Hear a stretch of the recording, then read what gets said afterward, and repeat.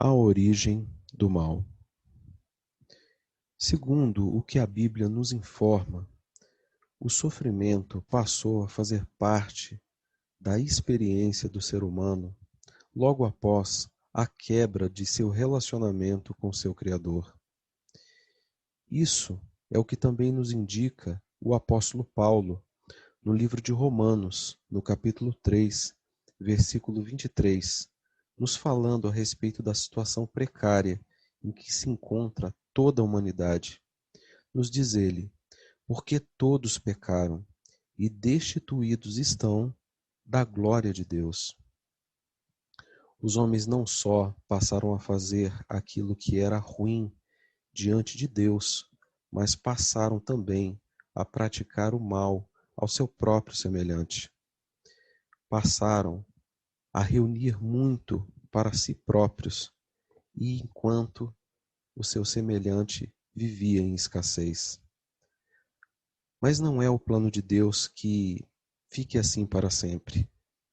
Deus deseja trazer novamente plena harmonia, tanto no céu quanto na terra.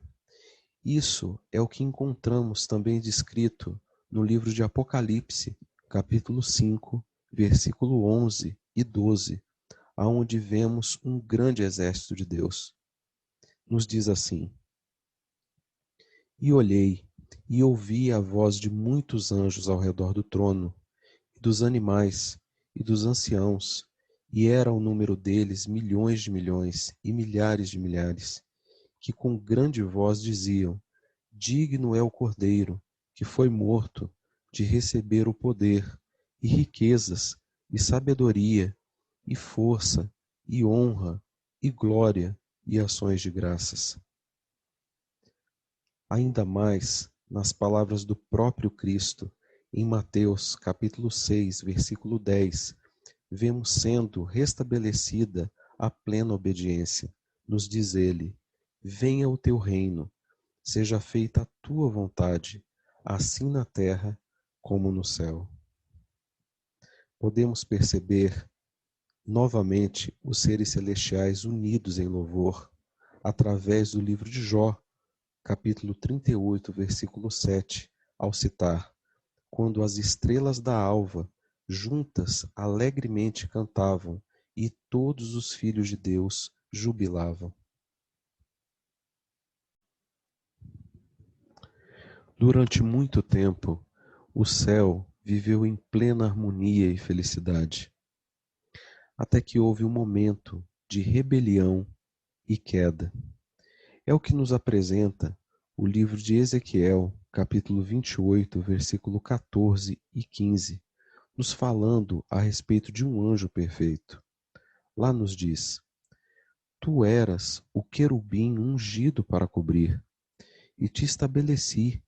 No monte santo de Deus estavas, no meio das pedras afogueadas andavas.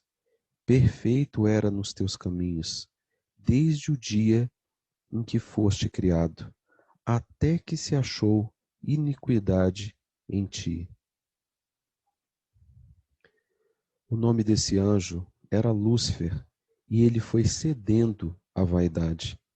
Conforme ainda nos diz o versículo 17 do capítulo 28 de Ezequiel: elevou-se o teu coração por causa da tua formosura, corrompeste a tua sabedoria por causa do teu resplendor.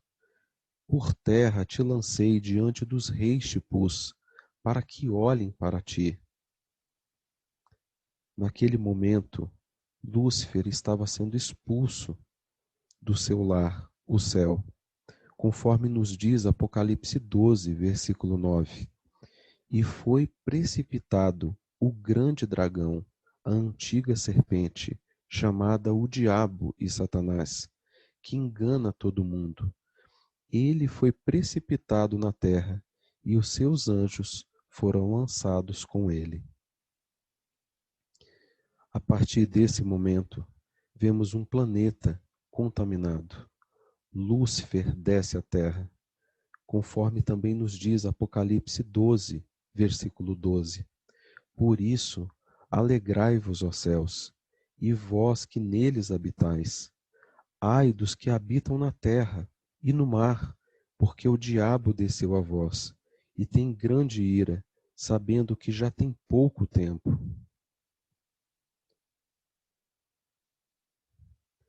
Um dos planos de Lúcifer era, com certeza, fazer com que o ser humano desconfiasse de Deus, conforme nos diz Gênesis, capítulo 2, versículo 16 e 17. E ordenou o Senhor Deus ao homem, dizendo: De toda a árvore do jardim comerás livremente, mas da árvore do conhecimento do bem e do mal, dela não comerás, porque no dia em que dela comeres, certamente morrerás. Conforme vimos no estudo anterior, tanto a mulher quanto o homem comeram do fruto proibido, e a partir desse momento, o pecado entrou no mundo. Vemos isso descrito também no livro de Romanos, capítulo 5, versículo 12, nas palavras do apóstolo Paulo. Portanto, como por um homem entrou o pecado no mundo, e pelo pecado a morte, assim também a morte passou a todos os homens, por isso que todos pecaram. Mas ainda assim, Deus não abandonou os seus filhos. Nos deixou uma linda promessa, descrita em Gênesis, capítulo 3, versículo 15. E porei inimizade entre ti e a mulher, e entre a tua semente e o seu descendente. Este te ferirá a cabeça, e tu lhe ferirás o calcanhar. Por mais que a serpente houvesse ferido Cristo na cruz, Cristo na cruz havia pisado a cabeça da serpente, determinando a sua sentença de morte e nos trazendo grande esperança.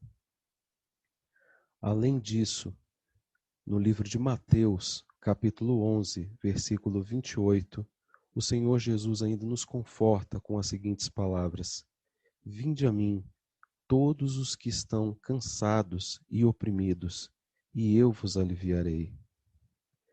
Não gostaria você também de vir ao Senhor e aprender ainda mais da sua palavra?